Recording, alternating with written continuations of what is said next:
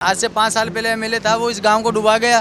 गांव में बेरोजगारी ज़्यादा है, कुछ है ही नहीं, पीछे ही पीछे जा रहा है गांव। 25 साल पहले भी ऐसे था, आज भी ऐसे ही है। अग्निवीर जो योजना चाली है ना, या जो स्कीम चाली है, या युवाओं के लिए बढ़िया है, कोई घटिया को नहीं कोई चीज़। बार बार में पार्टियां वोट ले लेती हैं, फिर काम कुछ करवाती नहीं है। झुंझुनू इलाके में एक सबसे बड़ी खासियत है यहाँ की खनिज संपदा और कॉपर मिल और कॉपर के खनिज यहाँ पर मिलते भी हैं। और एक बहुत बड़ा कॉपर माइन यहाँ पर, कोलिहान कॉपर माइन, किसी ज़माने में इस इलाके की पहचान हुआ करता था, लेकिन अब न सिर्फ खस्ता हाल पड़ा हुआ है बल्कि बंदी के कगार पर है। कई सारे लोग इस कॉपर माइन में काम करने वाले अपना रोजगार खो चुके हैं।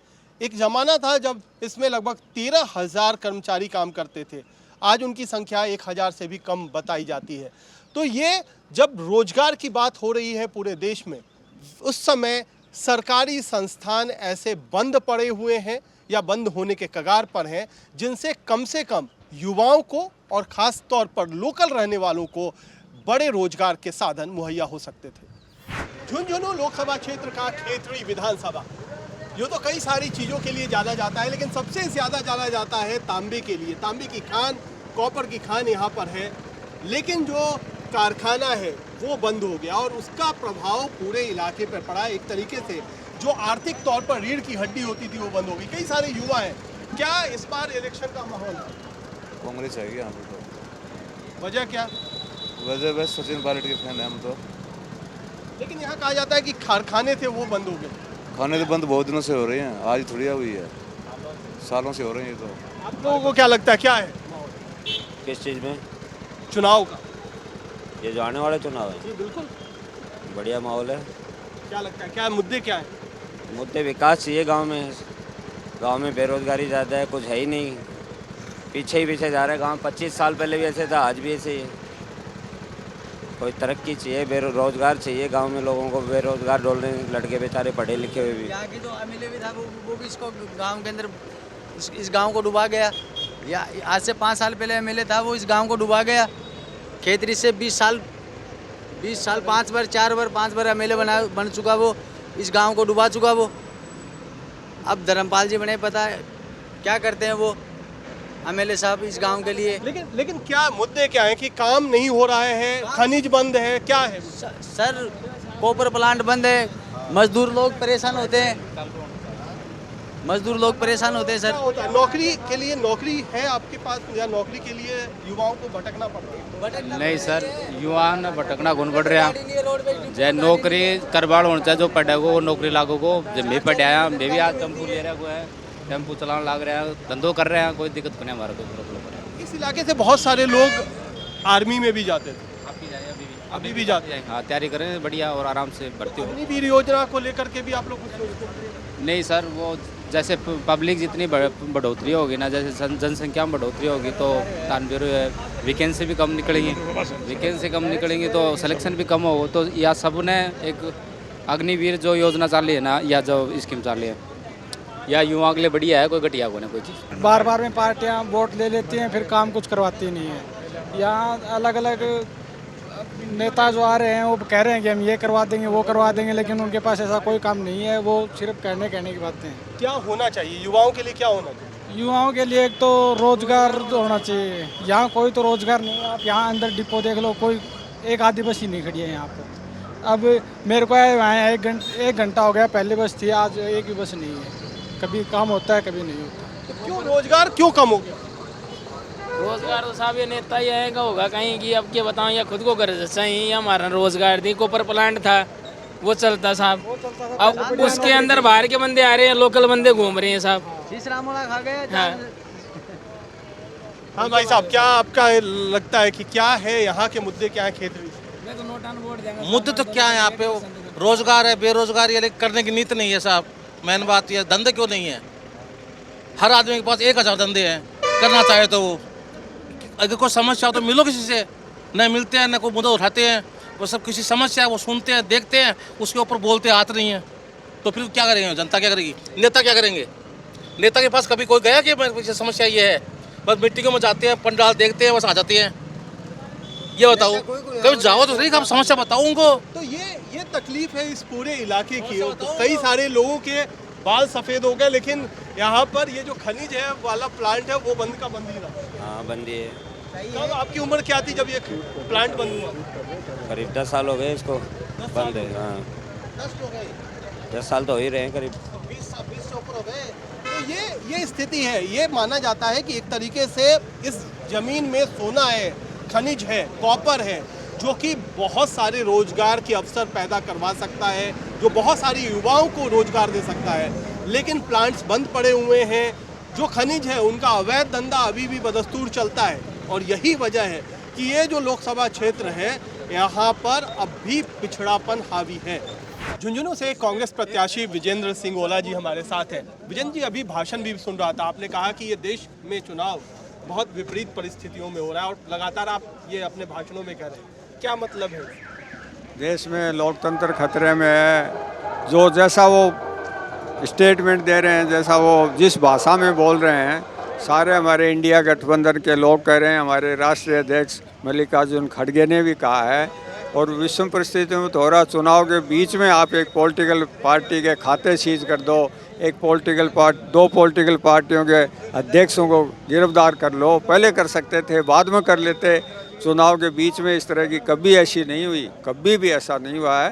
तो वो चाहते हैं कि येन कैन पर कैन हम सत्ता में आ जाएं। अगर वो है ही उनको कि बहुत उनको सीटें मिली हैं, तो फिर क्यों लोगों के दूसरी पार्टी वालों को पट्टे पर आ रहे हैं, ले आ रहे हैं तोड़ तोड़ के। अच्छा, आप लोकल मुद्दों पर भी बहुत बात कर रहे हैं, चाहे वो अग्निवीर का मुद्दा हो या फिर कॉपर प्लांट का भी मुद्दा हो। कॉपर प्लांट और अग्निवीर जैसे मुद्दे जो कि युवाओं से सीधे जुड़े हुए हैं, उनके रोजगार से जुड़े हुए हैं, क्या आपको लगता है क्या कि ये सारे मुद्दे लोगों से कनेक्ट कर रहे हैं? हमारा झुंझुनू ज़िले में भारतीय इंडियन आर्मी में सबसे ज़्यादा सैनिक झुंझुनू ज़िले से हैं। हिंदुस्तान में सबसे ज़्यादा शहीद यहाँ से हैं। तो उस अग्निवीर योजना से प्रभावित हम हुए हैं सबसे ज़्यादा। फौज को भी कच्ची फौज और पक्की फौज कर दी। कोई भी सरकार आई उसने फौज को कभी छेड़ा नहीं। ये अग्निवीर योजना उन देशों के लिए है जहाँ लोग जाते नहीं, कंपलसरी जाना होता है। अमेरिका में चाहे जॉन एफ कैनेडी थे, उनको भी 4 साल फौज में रहना पड़ा था। हमारे तो एक वैकेंसी लगाओ, निकालो और 1000 लोग जाते हैं। तो यहाँ ये जो व्यवहारिक नहीं है अग्निवीर योजना। हमारी पार्टी ने भी कहा अगर हमारी इंडिया की गवर्नमेंट बनी तो पहले दिन इसको हटा देंगे, ख़त्म कर देंगे। अच्छा, कॉपर का एक बहुत बड़ा खनिज का यहाँ पर रिसोर्स भी है और प्लांट भी है जो बंद पड़ा हुआ है।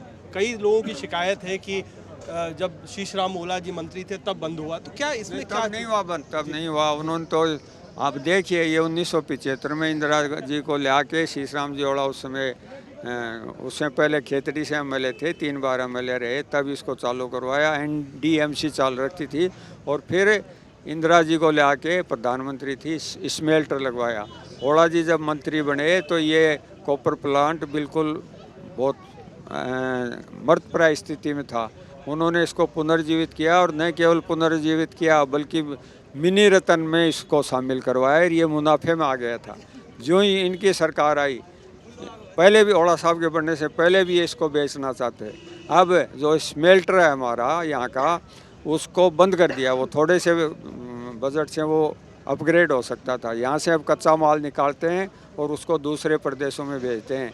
और जो जहाँ 25-30 हज़ार एम्प्लॉय होते थे, मात्र 300 एम्प्लॉय बचे हैं कंपनी के, तो और सब ठेके पर काम करवाते हैं।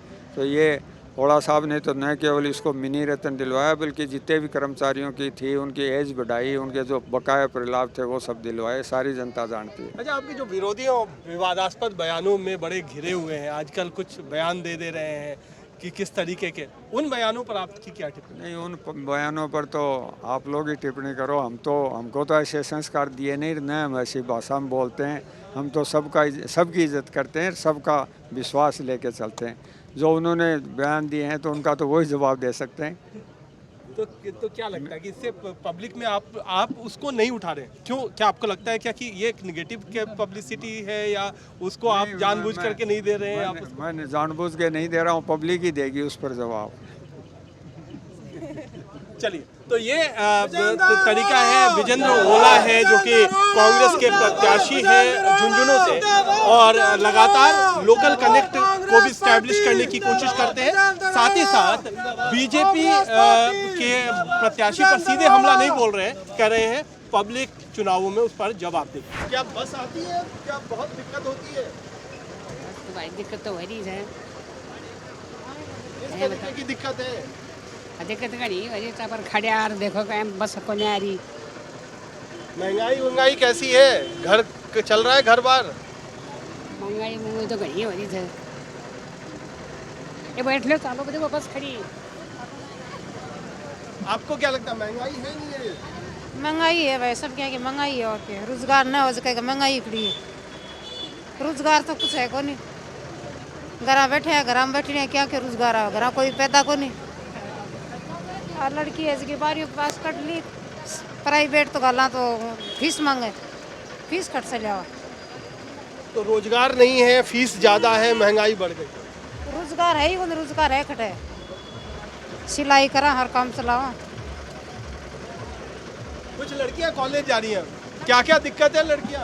हाँ आ जाओ जल्दी आ जाओ। लड़कियां थोड़ी शर्मा रही हैं लेकिन बात भी करेंगे। आप बताइए क्या दिक्कत है, किस तरीके की प्रॉब्लम होती है? नहीं तो ये राजस्थान का इलाका है, झुंझुनू का। यहाँ पर लड़कियों ने हालांकि बात करने से मना कर दिया, लेकिन महिलाएं हैं जो खुल करके कह रही हैं कि महंगाई की मुश्किल है, रोजगार भी है, साथ ही साथ आने जाने की जो मुश्किल है वो भी है, क्योंकि बसें समय से नहीं आती हैं। तो कई तरीके की समस्याएं जिनसे औरतें, महिलाएं, लड़कियां भी दो चार हो रही हैं इस इलाके में। हमारे साथ झुंझुनू से बीजेपी के सांसद उम्मीदवार शुभकरण चौधरी जी हैं। शुभकरण जी, आपने अपने भाषण में लगातार स्थानीय मुद्दों को छोड़ करके आपने ये कहा कि आपका चेहरा नहीं देखें, नरेंद्र मोदी जी का चेहरा देखें। तो क्या है, क्या स्थानीय मुद्दों में विश्वास कम, क्या वजह है? ये राष्ट्र का चुनाव है। आप एक जाने माने चैनल से आए हो। स्थानीय मुद्दों के लिए पंच हैं, सरपंच हैं, पंचायत समिति सदस्य हैं, जिला परिषद सदस्य हैं, प्रधान हैं, जिला प्रमुख हैं और विधायक हैं। ये राष्ट्र का चुनाव है, ये देश के युग निर्माण का चुनाव है, ये राष्ट्र का निर्माण है। और इन्हीं बातों के लिए मुद्दे गिने जाते हैं। लोकसभा में गांव की नाली नहीं गिनी जाती, लोकसभा में सड़कों के पेच नहीं गिने जाते, इसलिए मैं राष्ट्रीय स्तरीय मुद्दे चर्चा करता हूं। आपके विरोधी कह रहे हैं कि जो जैसे अग्निवीर जैसी योजना है जो केंद्र सरकार ने लाई, और झुंझुनू जहां से बहुत ज़्यादा सेना में लोग भर्ती होते हैं, वो विरोधी, वो कहीं ना कहीं बीजेपी का विरोध दर्शाता है। इसको लेकर के क्या? विरोधी 60 साल तक यहाँ राज करते रहे हैं, उनकी सरकार रही है। पहले वो मेरे सामने आकर अपने गिनाएं कि उन्होंने किया क्या है, उसके बाद उनके इस बात का जवाब देंगे। आपके वर्तमान सांसद से उनका भी टिकट कटा, उसका कुछ प्रभाव आप देखते हैं? ये भारतीय जनता पार्टी कार्यकर्ताओं की पार्टी है, यहाँ कार्यकर्ताओं को टिकट मिलती है। उनके पहले भी किसी का टिकट कटा था, कल को मेरा भी कटेगा। ये कोई मायना नहीं रखता बीजेपी में। बीजेपी कार्यकर्ताओं की पार्टी है और हम तो धन्यवाद देना चाहते हैं पार्टी को और पार्टी के शीर्ष नेतृत्व को। वो हमेशा कार्यकर्ता तैयार करती हैं, इससे टीम बढ़ती है, टीम को बढ़ता है। किस मुद्दों पे, किन मुद्दों पर लेकर के जा रहे हैं?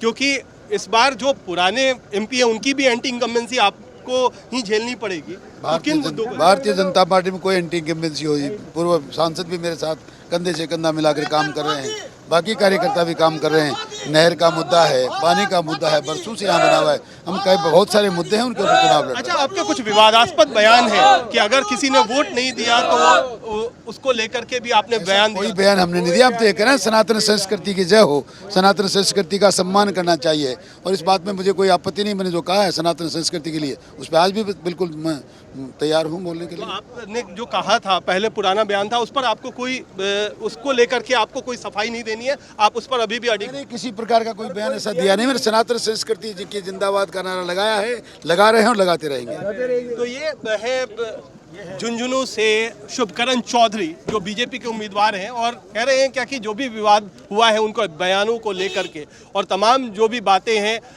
वो आगे आने वाले समय में जो उनकी राजनीतिक आगे की लड़ाई है उसमें बाधक नहीं बनेगी।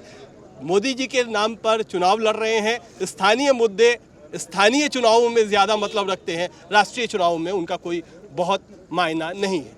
कैमरामैन अभिषेक के साथ कुमार कुणाल, झुंझुनू, आज तक।